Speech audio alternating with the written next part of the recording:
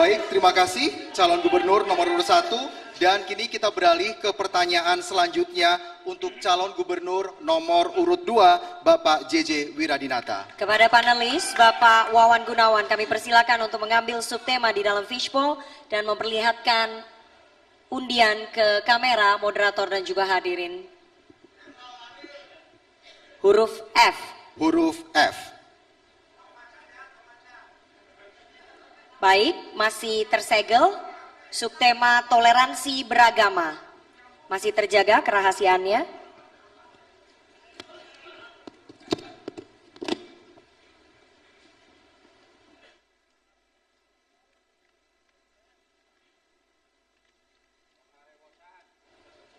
Pertanyaan untuk calon gubernur nomor urut 2. Pertanyaan hanya akan kami bacakan satu kali dan tidak akan kami ulangi. Berdasarkan riset CRCS UGM, The Wahid Foundation, Setara Institut dan Kementerian Agama Republik Indonesia menempatkan Provinsi Jawa Barat beberapa tahun terakhir ini sebagai provinsi dengan tingkat intoleransi dan pelanggaran hak kebebasan beragama dan beribadah yang cukup tinggi. Pertanyaannya, apa yang akan Anda lakukan untuk mengatasi hal tersebut? Waktu Anda menjawab 2 menit dimulai dari Anda mulai berbicara. Ada nilai yang hilang dari sejarah pembentukan bangsa dan negara. Bung Karno dalam founding father bangsa yang keragaman saat itu mengikhlaskan dirinya bersama-sama mengedepankan kepentingan yang lebih besar. Dasar negara adalah Pancasila dengan merangkum keragaman yang ada. Nilai ini 79 tahun yang lalu ditetapkan oleh founding father bangsa. Nilai itu sekarang tentu menjadi pudar. Maka tentu kalau JJ Rona jadi bupati, kita melakukan konsep. Kalau JJ dan Rona jadi gubernur, akan mendapat konsep pelita, program edukasi lintas agama. Hadirin sekalian, konflik intoleransi sesungguhnya dipicu oleh kecurigaan masing-masing pihak.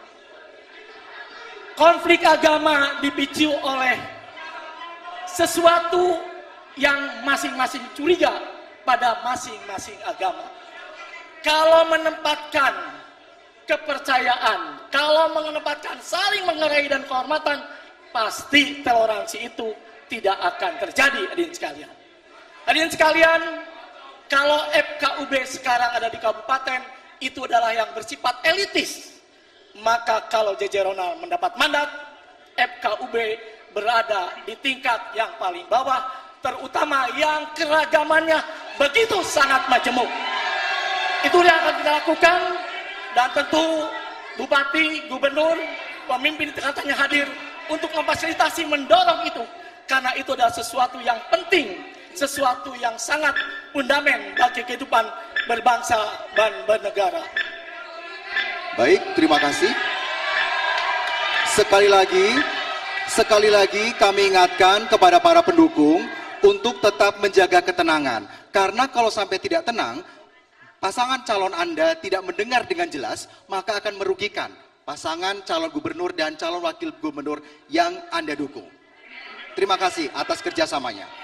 Baik, selanjutnya kami persilahkan kepada calon gubernur nomor urut 1, Bapak Acep Adang, untuk menanggapi dalam waktu 1 menit, waktu dimulai dari saat Anda berbicara. Terkait dengan masalah toleransi beragama, kita tentu akan mengajukan masalah kebijakan toleransi beragama, artinya memasukkan nilai-nilai toleransi di dalam semua kebijakan pemerintah, terutama yang berkaitan dengan pendidikan, ruang publik, dan pembangunan tempat-tempat rumah ibadah. Yang kedua, pendidikan toleransi di sekolah. Dibuatkan kurikulum yang terkait dengan masalah toleransi keberagaman. Yang ketiga adalah penguatan forum kerukunan umat beragama, yaitu memperkuat peran FKUB, yaitu di tingkat kabupaten kota dalam konflik dan promosi toleransi beragama. Kemudian yang terakhir adalah penegakan hukum untuk melindungi kebebasan beragama, yaitu di dalam rangka memastikan perlindungan hukum bagi kelompok agama minoritas, termasuk akses tempat ibadah dan layanan publik. Terima kasih. Selanjutnya kami persilakan Bapak Ahmad Saiku, calon gubernur nomor urut 3 menanggapi jawaban dari Cagup nomor urut 2. Waktu Anda 1 menit dimulai dari Anda berbicara. Menurut pandangan pasangan ASI, kami akan melakukan 3 hal. Yang pertama adalah kaitan beragama ini kita akan kembalikan kepada konstitusi. Konstitusi kita menjamin hak kehidupan beragama. Beragama adalah hak yang paling asasi, sehingga tidak bisa kemudian diintervensi. Yang kedua, kita tentu harus punya komitmen untuk mengikuti peraturan perundang-undangan. Kita harus ikut rule of law, aturan apa yang diberlakukan di negeri ini, dan kemudian melakukan law enforcement, penegakan hukum terhadap pelanggar-pelanggar yang mencederai hak-hak aturan perundang-undangan. Dan yang ketiga, kami mengusulkan adanya suasana kebersamaan lintas agama sejak dini, bukan pada hal-hal yang krusial, tapi hal yang lebih sederhana, menanam pohon bersama, kita bekerja bersama-sama, gotong royong bersama-sama, inilah yang akan membangun toleransi. Baik, terima kasih. Waktu Anda telah habis. Selanjutnya kami persilakan kepada calon gubernur nomor urut 4, Bapak Deddy Mulyadi untuk menanggapi. Waktu Anda 1 menit dimulai saat Anda berbicara. Saat saya SD, guru PMP saya namanya Udensius Natet, dia beragama Katolik. Saya ditampar di sekolah, ketika pulang ke rumah saya ditampar lagi oleh orang tua saya. Artinya sesungguhnya orang Jawa Barat sudah sejak lama hidup toleran dan tidak ada problem tentang agama. Yang menjadi problem adalah adanya kekuatan politik yang seringkali mengkapitalisasi isu agama menjadi bagian dari elektoral. Untuk itu, kalau ingin merukunkan orang Jawa Barat, saya katakan orang Jawa Barat itu toleran. Cuman orang Jawa Barat adalah tidak berani menghadapi orang yang intoleran. Pelaku intoleran di Jawa Barat ada 2 komunitas. Satu kaum urban, yang kedua adalah kaum migran. Kalau seperti itu diperlukan political will adalah pemerintah provinsi tidak boleh takut terhadap kaum intoleran, berpegang teguh pada peraturan perundang-undangan, dan yang paling utama adalah jangan sekali-kali mengkapitalisasi itu agama untuk kepentingan politik. Ini yang menjadi problem kita. Insya Allah kita semua akan hidup rukun dan Cukup, damai. Bapak, waktunya habis.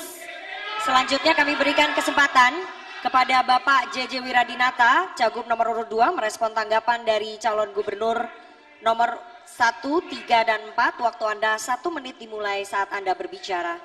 Pendapat nomor 1, pendapat nomor 2, pendapat nomor 4, pendapat nomor 1, 3, dan 4 adalah bersifat normatif yang itu.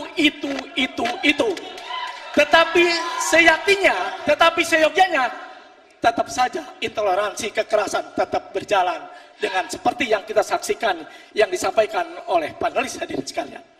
Maka konsep kita adalah bagaimana kerukunan itu dibentuk di paling bawah.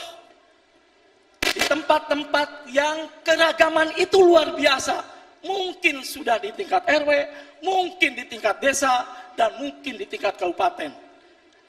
Hal-hal yang bersifat normatif yang disampaikan nomor 1, nomor 2, itu adalah yang biasa dan tidak memecahkan persoalan-persoalan yang ada hadirin sekalian. Oleh karena itu tentu kami mengusulkan, mari kita buat kebersamaan sampai di akar rumput hadirin sekalian. Baik, waktu Anda telah habis.